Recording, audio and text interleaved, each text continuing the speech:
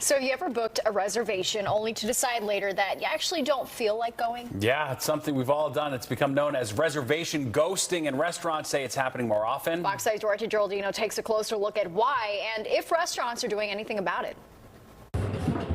The burgers at Harvest American Bistro are famous on the Upper West Side. To avoid the wait, people make reservations sometimes weeks in advance. Our burgers are really, really good. Like, we have them from a local place in the Bronx that grinds the meat for us. But owner Jeremy Vlades has a problem. More and more people are making reservations, then not showing up. They're ghosting him. Cancellations can be, in my world, 15–20% of the time. And that really hurts the bottom line. Restaurants already have tiny profit margins, around 10% for the best of them.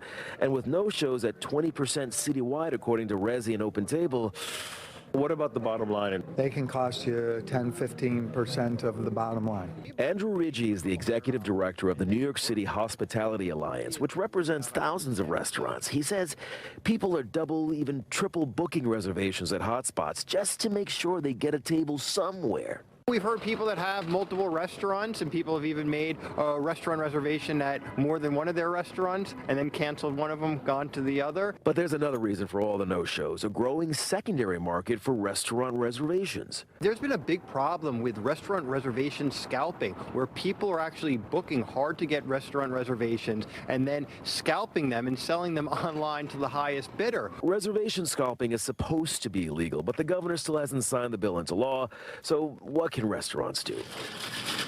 Open Table is now requiring deposits to make reservations. They say it cuts no-shows, but a lot of restaurants don't want to alienate customers by charging fees.